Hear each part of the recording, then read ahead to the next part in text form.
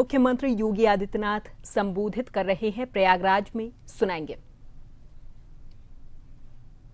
दो विधान दो निशान नहीं चलेंगे का उद्घोष करके अपने आप को बलिदान देने वाले भारत माता के अमर सपूत डॉक्टर श्यामा प्रसाद मुखर्जी की 125वीं जयंती के अवसर पर मैं आप सभी प्रयागराज वासियों को, प्रदेश वासियों का हृदय से अभिनंदन करते हुए डॉक्टर श्यामा प्रसाद मुखर्जी की स्मृतियों को नमन करते हुए विनम्र श्रद्धांजलि अर्पित करता हूं। मैं नगर निगम को इस बात के लिए हृदय से धन्यवाद देता हूं, महापौर जी को, सभी माननीय जनप्रतिनिधियों को, जिन्होंने आज की स्थिति को इस भव्य रूप में एक प्रेरणा दिवस के रूप में हम सब के लिए यहां पर आयोजित कर दिया।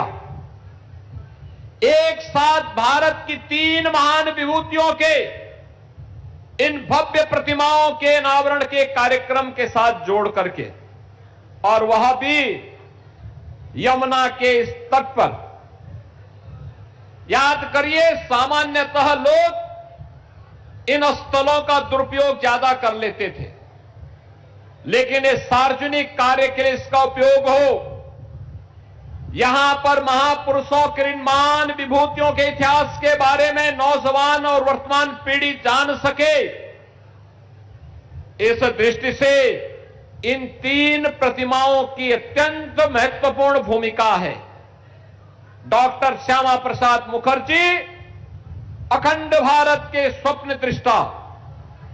याद करिए, जब अंग्रेजों ने बंगाल को, पूरे बंगाल को पाकिस्तान में देने की साजिश रची, तो बहनों और भाइयों, उसके खिलाफ जो आवाज मुखर हुई थी, वह आवाज कोई और नहीं थी, यही आवाज थी जिनकी प्रतिमा का अनावरण आज यहां पर हो रहा है। डॉक्टर श्यामा प्रसाद मुखर्जी ने उस समय शंखनाद किया था, और बंगाल को, पूरे बंगाल को हम पाकिस्तान का हिस्सा नहीं बनने देंगे। आज उसी का परिणाम है। ये सुखद अनुभूति का क्षण है कि जब हम 125वीं जयंती के कार्यक्रम के साक्षी बन रहे हैं, तब उस बंगाल में भी भारतीय जनसंघ के नए रूप में भारतीय जनता पार्टी का कमल खिल रहा है। और बहनों भाइयों, ये कमल केवल सत्ता का नहीं, बल्कि कमल समृद्धि का है, सुशासन का है, सुरक्षा का है, और हर नागरिक के लिए, हर नौजवान के लिए, हर बहन और बेटी के लिए सुरक्षा की एक आश्वस्ति का कमल भी है। बहनों और भाइयों, एक और जहां भारत की अखंडता के लिए डॉक्टर श्यामा प्रसाद मुखर्जी ने अपना बलिदान दिया था। याद करिए, किन परिस्थितियों में डॉक्टर श्यामा प्रसाद मुखर्जी ने कार्य किया होगा, और वे तो मंत्री थे। स्वतंत्र भारत में जो पहला कैबिनेट बना था, वह सभी दलों के नेताओं को मिलकर के बनाया गया था। यह सच है कि पंडित जवाहरलाल नेहरू उस कैबिनेट में प्रधानमंत्री बने, लेकिन मंत्री अलग अलग दलों से भी थे।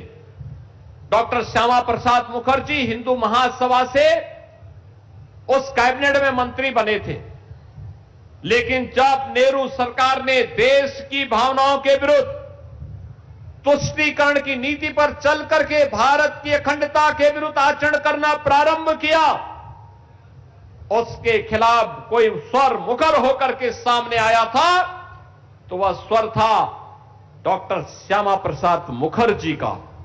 देश के हित में भारत की अखंडता के लिए उन्होंने अपने पद से त्याग पत्र दिया, और उसके बाद भारतीय जनसंघ के संस्थापक अध्यक्ष बनकर के उन्होंने भारतीय जनता पार्टी की नींव उस समय रख दी थी।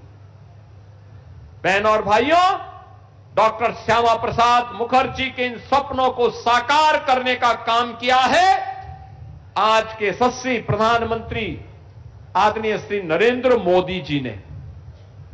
आज कश्मीर में धारा 370 समाप्त हुई।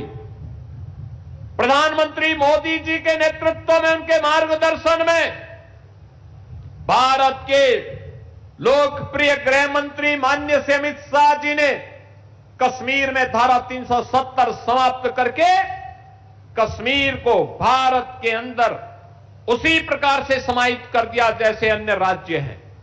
जो कांग्रेस, जो नेशनल कॉन्फ्रेंस कश्मीर के लिए अलग कानून चाहती थी, अलग संविधान चाहती थी, अलग निशान चाहती थी, उनके सपनों को धराशायी करते हुए आज डॉक्टर श्यामा प्रसाद मुखर्जी के सपने को साकार करने का कार्य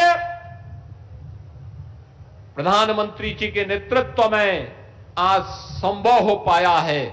बहन और भाइयों, यही कृतज्ञता होती है अपने पूर्वजों के प्रति। जो उनका संकल्प है उस संकल्प को पूरा करना, और उस संकल्प को पूरा करने का कार्य आज के देश के यशस्वी प्रधानमंत्री आदरणीय नरेंद्र मोदी जी ने करके दिखाया है। मैं इस अवसर पर प्रधानमंत्री मोदी जी के प्रति आभार व्यक्त करते हुए डॉक्टर श्यामा प्रसाद मुखर्जी जी के श्री चरणों में नमन करता हूं।